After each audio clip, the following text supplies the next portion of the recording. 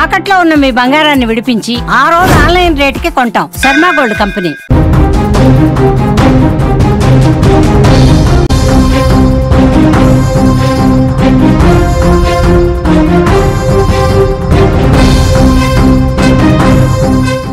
Breaking news చూస్తున్నాం.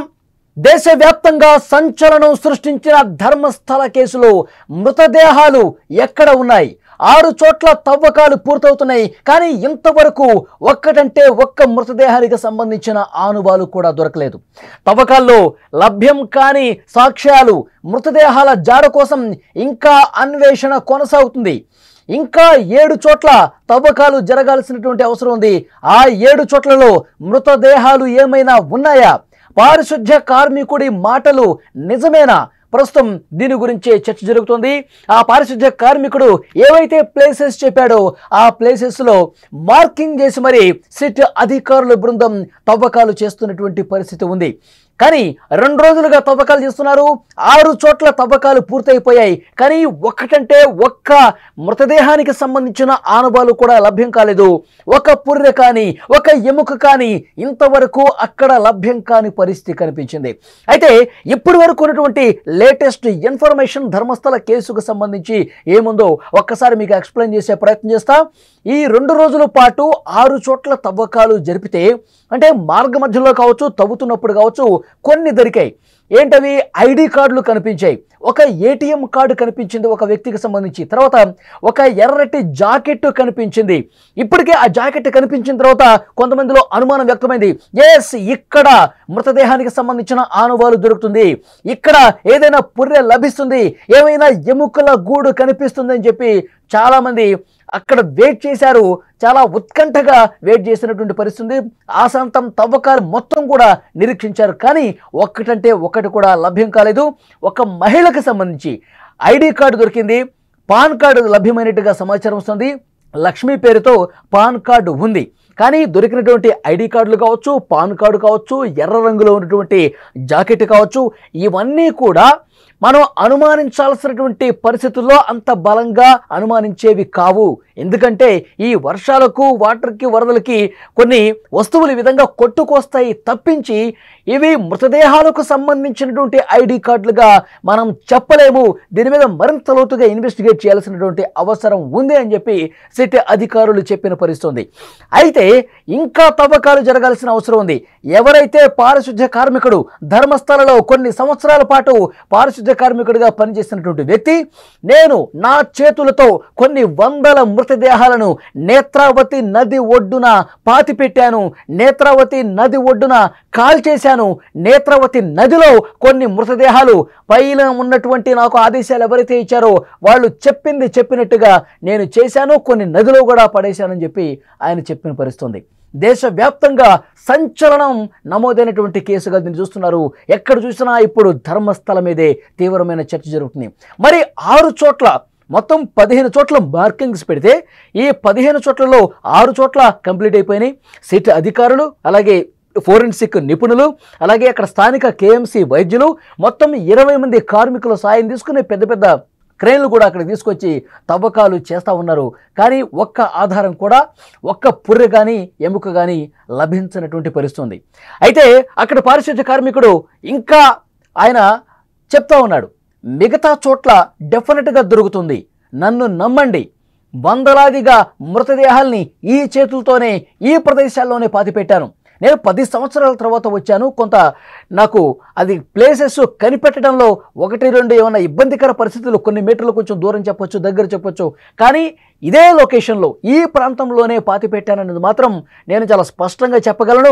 ఓపికగా markings అన్ని చోట్ల కూడా మీరు తవ్వండి, నన్ను నమ్మండి, తవ్వితే డెఫినెట్గా ఏదో ఒక మృతదేహం లభ్యం అవుతుంది అని చెప్పి ఆయన ఇంకా డంకా బజాయిని చెప్తున్నాడు. ఇంకా బలంగా బల్లగుద్ది మరి చెప్తున్నాడు. ఈరోజు రేపట్లో అక్కడ స్థానికుల్లో కూడా ఒక చర్చ ఉందండి. ఏంటంటే వందలాది మృతదేహాలు ఆయన పాతి పెట్టాడని చెప్తున్నాడు. ఆయన వర్షన్ పక్కన పెడితే ఇక్కడ ఎన్నో దారుణాలు జరిగినాయి, ఎంతోమంది మిస్సింగ్ అయిన కథనాలు, ఎంతోమంది అత్యాచారానికి గురైనటువంటి కథనాలు కూడా మేము కూడా చాలా విన్నాం. ఇక్కడ నిజంగా అలాంటి పరిస్థితి ఉండి ఉండొచ్చు. డెఫినెట్గా అధికారులు మరింత సీరియస్గా దృష్టి పెట్టి తవ్వకాలు జరిపితే ఇక్కడ దొరకవచ్చు. గురువారం శుక్రవారం ఈ 2 రోజుల్లో ఒక సంచలనం నమోదయ్యే అవకాశం డెఫినెట్గా ఉంది.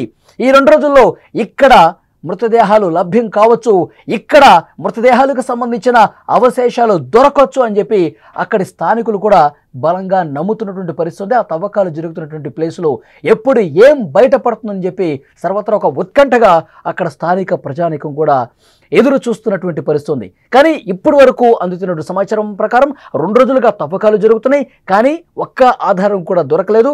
అతను ఎవరైతే పారిశుద్ధ్య కార్మికుడు మొదటగా జూలై 3వ తారీఖు కంప్లైంట్ చేశాడండి.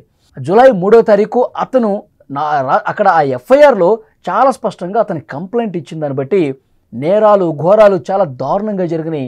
అతను చెప్తా ఉన్నాడు, నా చేతులతోనే ఒక టీనేజ్ గర్ల్ని అత్యంత దారుణంగా అత్యాచారం చేసి చంపేశారు. ఆ టీనేజ్ గర్ల్కి సంబంధించినటువంటి స్కూల్ బ్యాగ్తో సహా ఇదే చేతులతో నేను పూడ్చిపెట్టాను అని కూడా ఆయన చెప్పాడు. ఎంత దారుణమైనటువంటి ఘటనలు ధర్మస్థలలో, ప్రముఖ పుణ్యక్షేత్రంలో, ఆధ్యాత్మిక కేంద్రంలో ఇలాంటి దారుణాలు జరిగాయని చెప్పి అందరూ కూడా ఆశ్చర్యం వ్యక్తం చేసినటువంటి పరిస్థితి ఉంది. నిజంగా గనక ఒక్క పుర్రె కనిపించిన దేశవ్యాప్తంగా సంచలనం సృష్టించే కేసుగా ఇది మారే అవకాశం కనిపిస్తుంది. మరొక 2 రోజుల పాటు తవ్వకాలు జరిగే అవకాశం చాలా స్పష్టంగా కనిపిస్తుంది. ఒకవైపు వర్షం పడుతోంది, భారీ వర్షం కురుస్తున్నా ఎక్కడా కూడా తవ్వకాలకు ఆటంకం ఏర్పడకుండా తవ్వకాలు జరుపుతూనే ఉన్నారు. ఇవాళ రేపు గురు శుక్రవారాల్లో మొత్తం ఏదైతే 15 చోట్ల మార్కింగ్ పెట్టారో ఆ 15 మార్కింగ్ ప్లేసెస్లో కూడా పూర్తిగా తవ్వకాలు పూర్తయ్యే అవకాశం కనిపిస్తుంది. ఈరోజు ఏమైనా ఆనవాళ్లు దొరుకుతాయా, మృతదేహాలకు సంబంధించిన అవశేషాలు ఏమైనా దొరుకుతాయా అన్న ఉత్కంఠ అయితే అక్కడ ధర్మస్థలలో స్థానికంగా ఒక ఉత్కంఠ పరిస్థితి అయితే కనిపిస్తోంది.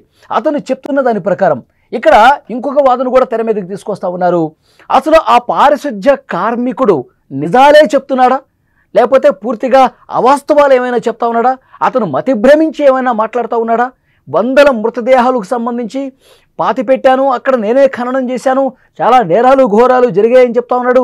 కానీ అతను చూపించిన ప్లేస్లోనే వెతుకుతున్నాం కదా, అతను చూపించిన మార్కింగ్ చేసిన ప్రదేశంలోనే మొత్తం కూడా 6 అడుగుల పొడవు, 3 అడుగుల వెడల్పు, మరొక 6 అడుగుల లోతులో మనం తవ్వకాలు చేస్తూ ఉన్నాం కదా, కనీసం ఒక్కటంటే ఒక్కటి దొరకాలి కదా. అతను 100 పాతి పెట్టాడు, 100 మంది మృతదేహాలని ఖననం చేశాడు, మరి ఒకటైనా దొరకాలి కదా, ఎందుకు దొరకలేదు అని ప్రశ్నిస్తే నన్ను నమ్మండి అనే ఒక్క మాట మాత్రం చెప్తా ఉన్నాడు, బలంగా చెప్తా ఉన్నాడు. నన్ను నమ్మండి, నేను ఇంత ధైర్యంగా ముందుకొచ్చి ఎందుకు చెప్తున్నానో ఒక్కసారి అర్థం చేసుకోండి. ఇంకా కొన్ని ప్లేసెస్లో వెతకాల్సినటువంటి పరిస్థితి ఉంది కదా, మొత్తం అయిపోయిన తర్వాత మళ్ళీ మనం మాట్లాడుకుందాం. ఆ 15 మార్కింగ్ ప్లేసుల్లో కూడా మీరు వెతకండి, డెఫినెట్గా మీకు అవన్నీ కూడా దొరుకుతాయి, నేను చెప్పింది నిజమని మీరే నమ్ముతారంటూ ఆయన ఇంకా ధైర్యంగా చెప్తున్నటువంటి పరిస్థితి. దాదాపు 10-12 సంవత్సరాల పాటు నేను ఈ ప్లేసెస్ను వీడి వెళ్ళిపోయాను, నాకు ప్రాణభయం ఉంది, నన్ను చంపేస్తారు వీళ్ళు, అందుకే నేను దూరంగా వెళ్ళి బతికాను. కానీ ఆ మంజునాథుడు నా గుండెల మీద కూర్చున్నట్టుగా అనిపిస్తుంది. ప్రతి రాత్రి కూడా నిద్రలేని రాత్రులు నేను ఎన్నో గడిపాను. చూసినటువంటి ఈ నేరాలు ఘోరాలు ఏవైతే ఉన్నాయో వాటికి సంబంధించిన సమాచారం అధికారులకు ఇచ్చి కొంతలో కొంతైనా పరిహారం చేసుకో, కొంతలో కొంతైనా పశ్చాత్తాపడి ఆ సమాచారాన్ని ఇవ్వు అని చెప్పి ప్రతి రాత్రి కూడా నేను పశ్చాత్తాప భావంతోనే నిద్రలేని రాత్రులు గడిపాను. ఆ అపరాధ భావాన్ని తొలగించుకునేందుకు నేను ధైర్యంగా ముందుకు వచ్చాను. నేను చనిపోయినా పర్లేదు, నన్ను ఎవరైనా చంపేసినా పర్లేదు, కానీ నిజం మాత్రం దాగకూడదు, నిజం ఏ క్షణమైనా ఏ రోజైనా బయటకు రావాల్సిందే అంటూ చాలా స్పష్టంగా అతను చెప్తా ఉన్నాడు. అందుకే జూలై 3వ తారీఖు డైరెక్ట్గా దక్షిణ కన్నడ పోలీసులకు అతను కంప్లైంట్ ఇచ్చాడు, ఏం జరిగిందో కూడా చెప్పాడు. అలాగే అతను న్యాయవాది ఎవరైతే ఉన్నారో సుప్రీంకోర్టు న్యాయవాది కూడా షీల్డ్ కవర్లో, ఎందుకంటే రేపు ఏం జరిగినా నిజాలు బయటికి రావాలంటే ముందుగానే షీల్డ్ కవర్లో దీని వెనకాల ఎవరున్నారు, ఆ సమయంలో నాకు ఎవరు ఆదేశాలు ఇచ్చారు, దీని వెనకాల కథ నడిపించింది ఎవరు, నన్ను ఎవరు బెదిరింపులకు గురి చేశారు, ఇవన్నీ కూడా డెఫినెట్గా ఆ షీల్డ్ కవర్లో ఆ లెటర్లో నేను స్పష్టంగా పొందుపరిచాను. ఒకవేళ నన్ను లేకుండా చేసినా, నన్ను చంపినా సరే ఆ నిజం ఆ షీల్డ్ కవర్లో ఉంటుంది అని కూడా ఆయన చెప్తున్నటువంటి పరిస్థితి. సో చూడాలి, ఎందుకంటే ఇంకొక 9 ప్లేసెస్లో మార్కింగ్ చేస్తున్న ప్లేసెస్లో తవ్వకాలు ఇవాళ రేపట్లో పూర్తవుతాయి. ఈ 9 ప్లేసెస్లో ఏమైనా బయటపడతాయా? ఇంకా ఆయన ధైర్యంగా చెప్తా ఉన్నాడు ఆ పారిశుద్ధ్య కార్మికుడు. ఎందుకంటే ఎప్పుడైతే ఈ పారిశుద్ధ్య కార్మికుడు కంప్లైంట్ ఇచ్చాడు, ఎప్పుడైతే దేశవ్యాప్తంగా ఒక సంచలనమైనటువంటి కేసుగా ఇది నమోదైందో అప్పటికే అక్కడ ప్రజా సంఘాలు కావచ్చు అందరూ కూడా పెద్ద ఎత్తున ఆందోళన చేశారు. నిజాలు నిగ్గు తేల్చాలి, ధర్మస్థలలో ఎన్నో దారుణాలు జరిగినాయి, ఎన్నో మిస్సింగ్ కేసులు నమోదయ్యాయి, అవన్నీ కూడా మేము వింటా ఉన్నాం. కానీ ఈరోజు ఇతను ఇంత ధైర్యంగా వచ్చి మాట్లాడిన నేపథ్యంలో నిజంగా జరిగి ఉండొచ్చు, నిష్పక్షపాతంగా విచారణ చేయండి అంటే కర్ణాటక ప్రభుత్వం కూడా సిట్ ఏర్పాటు చేసింది.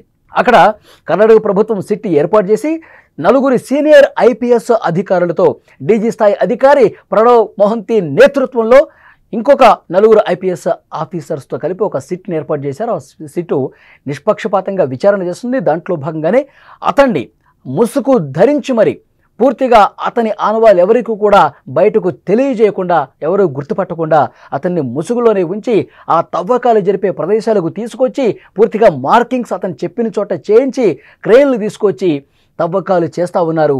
6 చోట్ల పూర్తి అయిపోయాయి. మిగతా 9 స్థానాల్లో కూడా ఈ 1-2 రోజుల్లో పూర్తయ్యే అవకాశం కనిపిస్తుంది. ఈ వార్త బయటకు వచ్చిన తర్వాత కొంతమంది పోలీస్ స్టేషన్ల చుట్టూ, కోర్టుల చుట్టూ తిరుగుతున్నారు. ఒక పెద్దావిడ 70 సంవత్సరాల వృద్ధురాలు సుజాత భట్ మిస్ అయినటువంటి తన కుమార్తె అనన్య భట్కు సంబంధించి ఆమె మాట్లాడుతూ ఉంది. 2003వ సంవత్సరంలోనే ఇదే ధర్మస్థలలో చివరిసారిగా నా కూతురు కనిపించింది. కానీ ఈ ధర్మస్థలలో కొంతసేపు గడిపిన తర్వాత ఆమె మిస్ అయిపోయింది.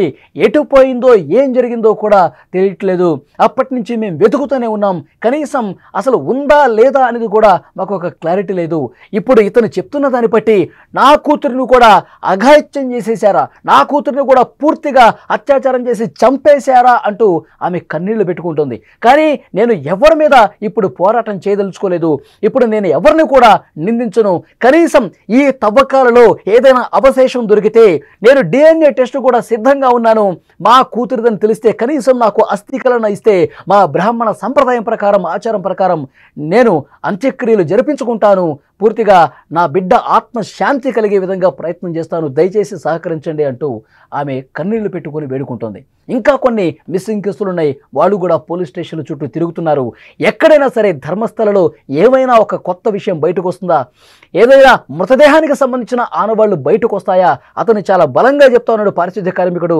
జరిగింది జరిగినట్టుగా, ఉన్నది ఉన్నట్టుగా చెప్తున్నాడన్న నమ్మకం మాకు కూడా కనిపిస్తోంది. కొన్ని వందలు మృతదేహాలు చెప్తున్నాడు కానీ కనీసం కొన్నింటిలో కొన్నైనా బయటపడతాయని చెప్పి అక్కడ స్థానికుల్లో కూడా పెద్ద ఎత్తున చర్చ ఉంది. కానీ ఈ రోజు వరకు 2 రోజుల నుంచి తవ్వకాలు జరుగుతున్నాయి. ఇప్పటికి కూడా కనీసం ఒక్క ఆనవాళ్ళు సాక్ష్యం కూడా రాలేదు. మిగతా అన్ని కూడా పూర్తయిన తర్వాత ఆ 15 మార్కింగ్ ప్లేస్లో తవ్వకాలు పూర్తయిపోయి పూర్తిగా అది కంప్లీట్ అయిపోయిన తర్వాత అప్పుడు మీడియా ముఖంగా మేము మాట్లాడతాం, అతన్ని మరొకసారి విచారిస్తాం. అసలు ఏం జరిగింది, అప్పుడు అతను నిజమే చెప్తున్నాడా, అబద్ధం చెప్తున్నాడా, అతను మార్కింగ్ ప్లేస్లో తవ్వకాలు జరిపితే కనీసం ఒకటన్నా కనిపించాలి కదా. ఇవన్నీ విషయాలు మరొకసారి నిష్పక్షపాతంగా విచారణ జరిపి ఆ తర్వాత మీడియా ముఖంగా అన్ని వివరాలు తెలియజేస్తామని సిట్ అధికారుల బృందం చెప్తున్నటువంటి పరిస్థితి ఉంది. మరి చూడాలి, డెఫినెట్గా ఈ గురువారం శుక్రవారంలో తవ్వకాలు చాలా కీలకమైనటువంటి భూమికను పోషించే అవకాశం కనిపిస్తుంది. ఎందుకంటే ఈ 2 రోజులు చాలా కాన్ఫిడెంట్గా చెప్తా ఉన్నాడు ఆ పారిశుద్ధ్య కార్మికుడు. మొదటి 2 రోజులు ఏమీ దొరకలేదు. సరే, కొన్ని కీలకమైనటువంటి ప్లేసెస్గా, అత్యంత నమ్మకంగా నేను బలంగా నమ్మినటువంటి ప్లేసెస్లో గురు శుక్రవారాల్లో తవ్వకాలు చేస్తున్నారు. డెఫినెట్గా ఒక సంచలనం నమోదయ్యే అవకాశం ఉంది. ఈరోజు బయటపడే అవకాశం ఉంది. నేను పాతిపెట్టిన మృతదేహాలకు సంబంధించిన అవశేషాలు అని అతను బలంగా చెప్తున్నాడు. సో చూద్దాం అతను మాటలు ఎంతవరకు వాస్తవ రూపం దాలుస్తాయి, ఎంతవరకు నిజంగా అవశేషాలు, ఏమైనా పుర్రెలు, ఏమైనా ఎముకలు కనిపిస్తాయా అన్నది కూడా అక్కడ వారే కాదు, పోలీసుల బృందమే కాదు, మొత్తం దేశం మొత్తం కూడా ఉత్కంఠగా ఎదురు చూస్తున్న పరిస్థితి ఉంది.